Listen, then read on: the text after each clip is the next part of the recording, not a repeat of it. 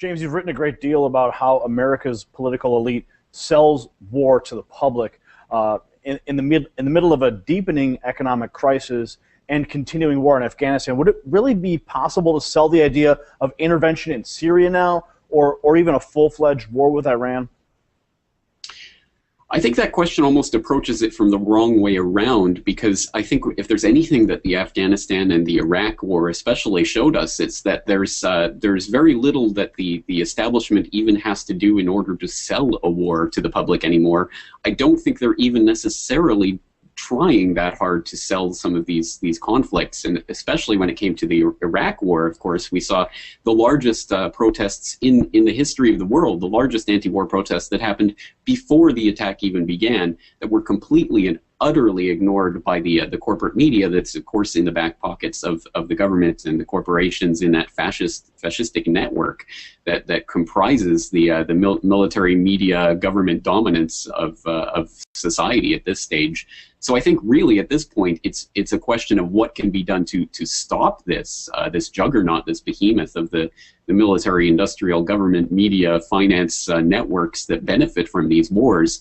And I don't think they're overly concerned about how they sell it. They'll come up with some sort of justification like chemical weapons or whatever it may be, but I don't think they'll even put too much finesse in trying to sell it to the public. It's more of a fiat or a decree that they'll issue at some point that we have begun the bombing, as Bush said with regards to Iraq 10 years ago. James, the Washington Post recently commissioned and then spiked a story examining the media's role in misleading the public into the Iraq war. In your view, is the corporate media in the United States effectively state-controlled?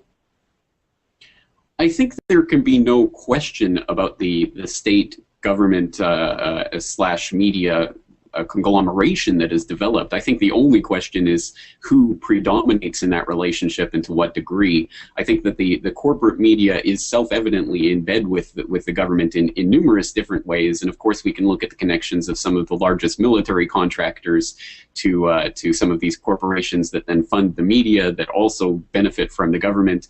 The connections go both ways, and of course involve the types of revolving door politics that we see in so many other areas of the big government society that America has devolved into.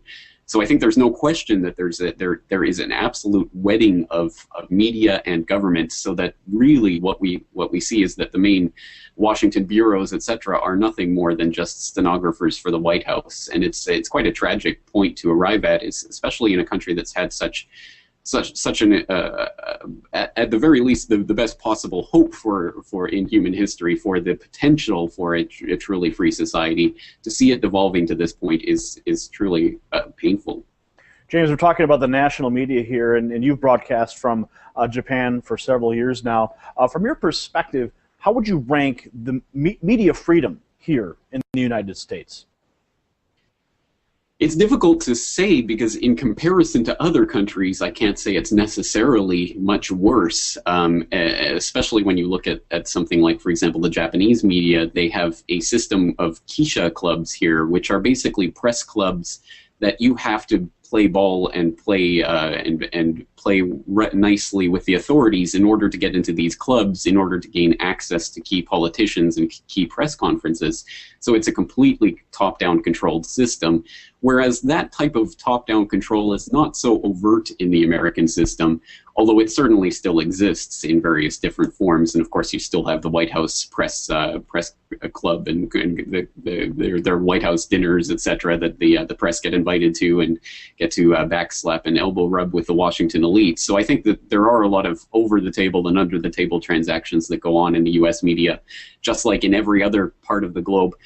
In the American context, though, at the very least, there is still the idea of the First Amendment and the idea of freedom of speech and the idea that journalism is a protected profession in the Constitution of the United States, which really does set it apart legally from many, or really any other country on the planet. And of course, I'm a Canadian. I come from the Canadian context, where there's hate crime laws, where even certain types of speech are completely illegal and cannot be broadcast by the media. So there is still a lot of freedom of speech in America, and there's still that idea which has prevented the full-on tyranny, but it's unfortunately devolving very quickly, and unless people step up and use their First Amendment, they are going to lose it.